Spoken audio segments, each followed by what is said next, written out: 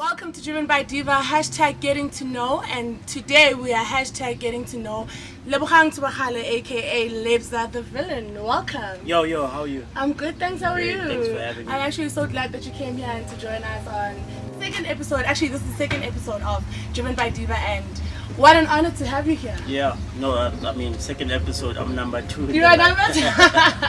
But that's not supposed to mean anything, you're still great. Yeah. So tell us a little bit more about yourself. Well, like you said, my name is Lebza TheVillain, also known as Lebza TheVillain. I'm a DJ, music producer, overall just Mr. Hustler in the streets. You know, I was born in Pretoria, raised in Ivory Park, then moved to Ebony Park with my family. So there's a whole lot of debate about whether I'm from Tembisa or Midrand, but I think I'm from Midrand in this way. So I see you too. I see you from Tembisa. Nah, I don't want Tembisa. There's too many politics in Tembisa. But yeah, like I'm a DJ, and I feel like I'm contributing something to the culture that's coming up and that's fresh and that's young. Definitely, I also definitely think so. I think like you're on a very fast-paced rise. I don't think it's fast-paced, because I mean I've been DJing since I was 13. Mm-hmm. So if somebody that has known me for like a year would probably say fast-paced, but someone that has known me since I was 13 would be like it's taking me over 15 years to do it. You know what I mean? So there's no such thing as fast-paced rise. Yeah, because I'm familiar with a lot of people from Ivory Park and Ebony Park, and you know those little digital posters that they take out of events. I think I started seeing your name on posters in about 2 years. 2012. Oh, exactly. So I've been doing this for over 15 years, like you said. Yeah. And I think your first major break was YTKO. Am I right? Yeah, I think you'd say that, because at the time, I think Shimza left YTKO to go to Metro FM, and then I think Tabby Tabs did YTKO, and then I did after. Then I was moved, and DJ Speedster did it, then I did it again after Speedster. So yeah, I think YTKO was a great introduction of who I am to the masses, and I mean YFM is still the biggest youth station in GB, so yeah. Okay, so tell us a little bit more about your educational background. I know you went to Boston Media House. Yeah, so I high school, I went to Midrand High School, and then I went to Boston. Well, I went to Soul Candy Institute of Music first to go study music production and music business. And after that, I went to Boston Media House to study my marketing diploma, where now everything's just integrated. You know, how I push my brand is obviously of the knowledge of the marketing background. So yeah, so that's basically my education. I'm very big on education, because I mean it might not be the step that makes you successful, but it's definitely like a step in the right direction. In the right direction. Yeah, I totally understand. So being a DJ, I know that there are so many genres that people can relate to and that are relevant to some people.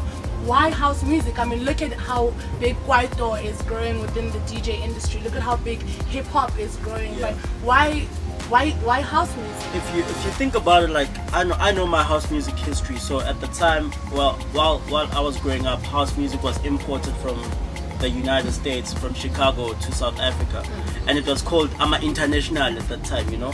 And that's what we grew up into. We grew up into house music. A couple of years later, South Africa became the biggest house music exporter in the world, and still is today. And if you think about it, right now, house music it's like the pioneer of new sounds. Ikom is coming up, Amapiano is coming up. So we pioneer the sounds.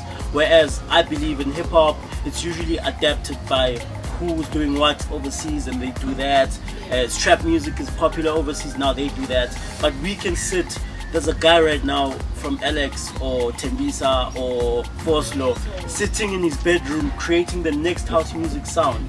You know what I mean? So for me, that's why I didn't even think that I was gonna pick house music. I think it picked me. Yeah. So now with house music, with so many sub-genres under the house music genre, you've got the UDM, you've got the Gom, you've got the Amapiano. Which one do you prefer, or which one do you say that you specialize in the most? I prefer dance music. Like it doesn't really matter which genre is sub-genre it's under, as long as it's house music and it's dance music, because I'm still young, you know, so we're very excited on our feet. We still want to Vosho, although I can't do it, so don't challenge me. We're gonna ask you to get up on this table and vote But like, right yeah, now. it's a very interesting space to be in when it's very energetic. It's dance music. It's you go home the next morning, katele, you know, and that's what the young people want to do. Like, we don't want to chill the whole night. We want to have a crazy night. We want to talk about it the next morning. So anything dance music for me is what I pick. Yeah. Okay, so tell me about your upcoming album. Yeah. I'm doing a 10-track album. It's called All I Know.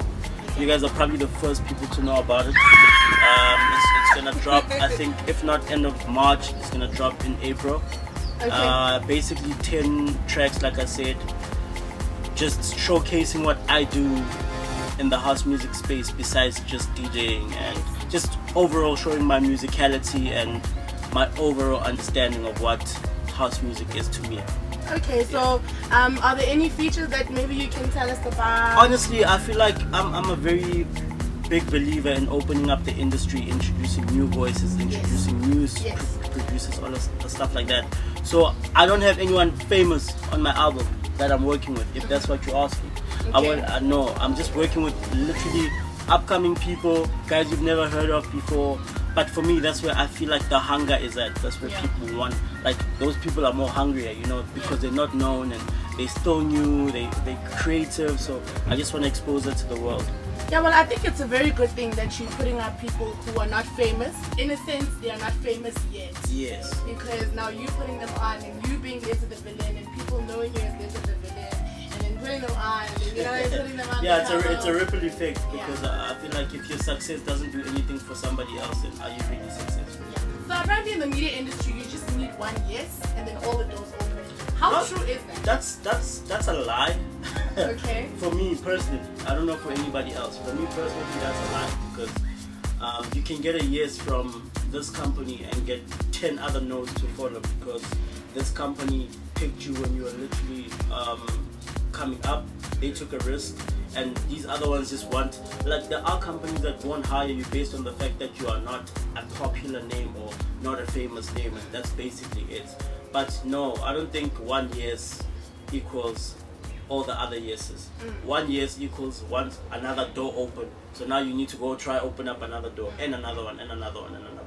So YFM wasn't that yes for you? It was. It's a yes. It was a yes. It's a yes. I mean, it's been a yes for the past, 3 years now? Yes. It's been a yes. Huh. YFM is a yes. I'm on there, so by being on there, by virtue of being on there, means it was a yes, you know.